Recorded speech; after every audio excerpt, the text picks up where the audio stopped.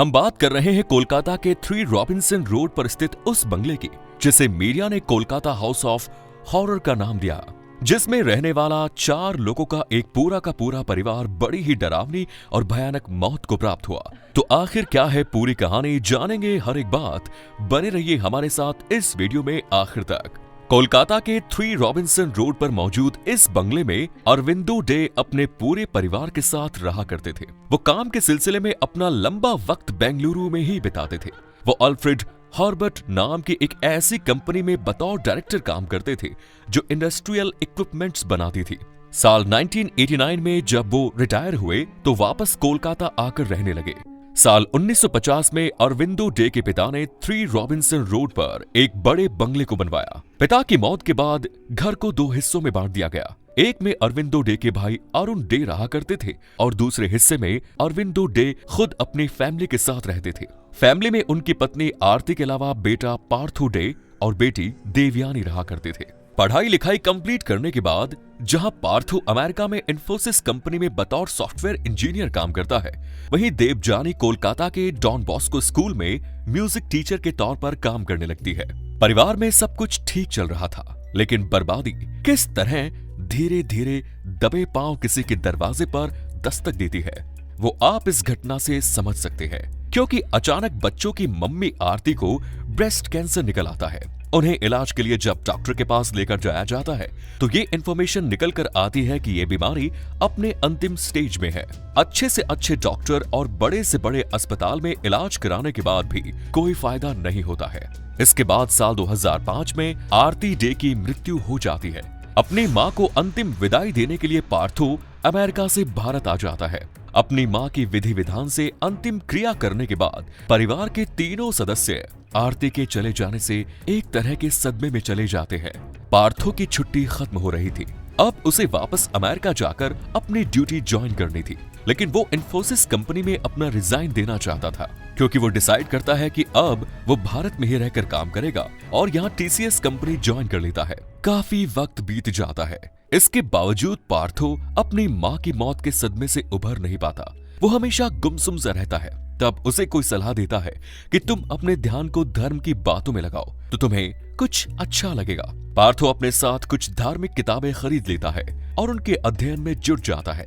आगे चलकर धर्म की तरफ इसका झुकाव इतना हो जाता है कि वो साल 2007 में टीसीएस कंपनी से भी रिजाइन देकर अपने घर कोलकाता आ जाता है। उसकी बहन देवजानी का मन अब बच्चों को पढ़ाने में नहीं लगता था। वो काफी खोई सी रहती थी। 2007 में ही देवजानी भी अपनी नौकरी छोड़ देती है। इस घर में 2 किराएदार रहते थे, मगर इन बहन भाई के आने के बाद उन किराएदारों से भी घर खाली करा लिया गया। अब इतनी बड़ी हवेली में केवल ये 3 लोग और देवयानी के 2 पालतू कुत्ते रहा करते थे। इसके बाद परिवार के सभी सदस्य अपने आसपास के लोगों से पूरी तरह कट जाते हैं। इनका किसी से कोई संपर्क नहीं रहता। देवयानी और पार्था की उम्र भी निकलती जाती है, मगर वो दोनों शादी नहीं करते, किताबों में ही उलझे रहते हैं। धीरे धीरे उनकी माँ आरती को मरे हुए 10 साल बीत जाते हैं। ये तीनों घर में खाना बनाने के बजाय बाहर से खाना ऑर्डर कर देते थे। गार्ड इन्हें खाना लाकर घर के गेट पर ही दे देता था। यह घटना 15 जून साल 2015 की है। घर के आसपास के लोग नोटिस करते हैं कि घर के 2nd फ्लोर के बाथरूम से धुआं निकल रहा था। लोग इस बात को नोटिस करते हैं और फिर पुलिस को सूचना देते हैं। पुलिस वहां पर आती है और जब वो बाथरूम के सामने पहुंचती है तो वो दरवाजा अंदर से बंद था। पुलिस उस दरवाजे को तोड़ देती है। अंदर अरविंदो डे की जली हुई लाश मिलती है। पास में एक पेट्रोल का डिब्बा और माचिस की जली हुई लिया रहती है। अपने पिता की ऐसी हालत देखकर पार्थो जैसे पागल हो जाता है। पुलिस वाले पार्थो की हालत देखकर उसे 2 पुलिस कर्मियों के देखरेख में छोड़कर अरविंदो की डेड बॉडी को अपने कब्जे में लेकर उसे पीएम के लिए भेज देते हैं। पुलिस की नजर में यह मामला अरविंदो के सुसाइड का था, लेकिन उन 2 पुलिस वालों के लिए भी पार्थो को संभालना मुश्किल हो रहा था। फाइनली वो उसे लेकर शेक्सपियर रोड पुलिस स्टेशन पहुंच जाते हैं। पुलिस स्टेशन पहुंचकर भी पार्था की बातें पुलिस वालों को हैरान और परेशान कर देती है। पुलिस स्टेशन के ऑफिस इंचार्ज पार्था को इमोशनल सपोर्ट देते हैं और उससे उसके मन की बात जानने की कोशिश करते हैं। पार्थो पुलिस से कहता है कि भले ही ये कानून की नजर में जुर्म है, मगर मैंने जो किया उनकी मोहब्बत में किया, मैं उनसे दूर नहीं रह सकता।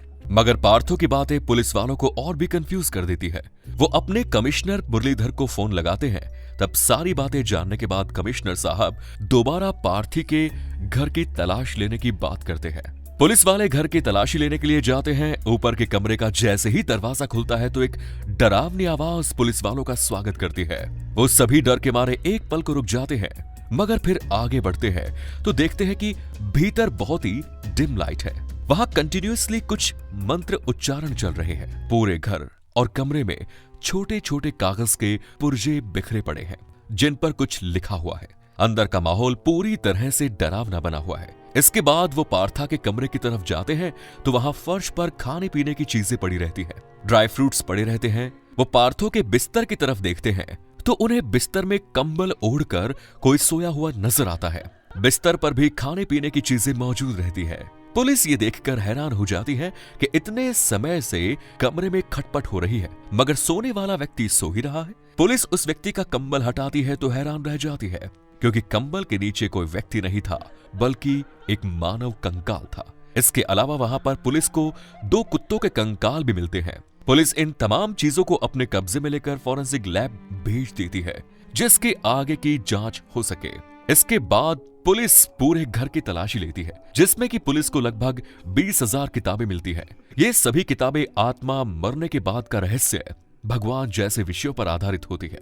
पुलिस को 12 लैपटॉप मिलते हैं और पूरे घर में एक ऐसा साउंड सिस्टम फिट रहता है जिसके जरिए हमेशा घर में मंत्रोच्चारण चलता रहता था। पुलिस का स्वागत जिसे डरावनी आवाज ने किया था वो भी इसी साउंड सिस्टम का कमाल था। इसके बाद पुलिस पार्थोडे से एक बार फिर पूछताछ करती है तो वो खुलासा करता है कि मां की मौत के बाद हम सभी डिप्रेशन में आ गए थे।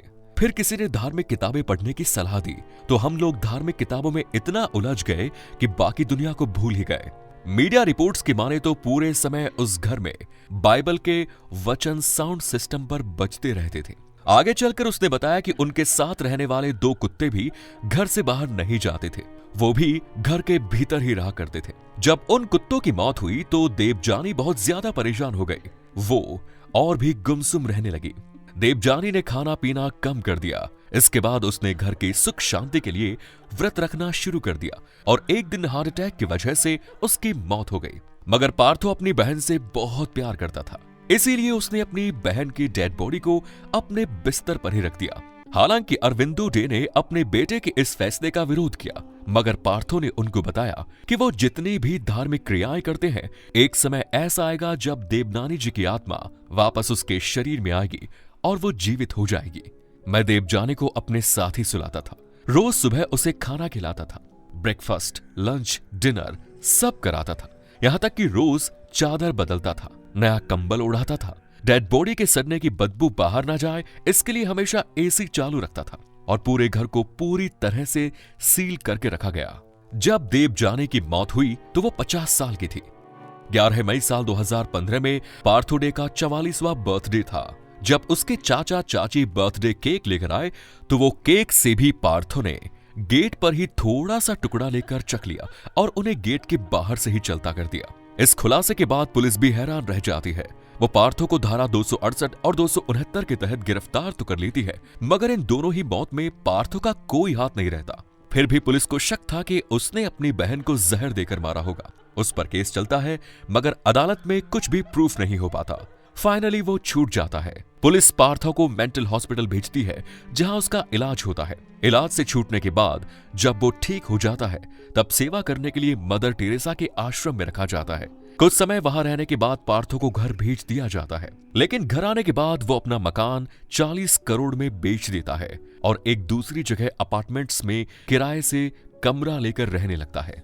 21 फरवरी साल 2017 को लोग पार्था के फ्लैट से धुआं उठता हुआ देखते हैं। पुलिस को फोन करते हैं। पुलिस वहां पहुंचती है तो देखती है कि पार्था के बाथरूम का दरवाजा अंदर से बंद है।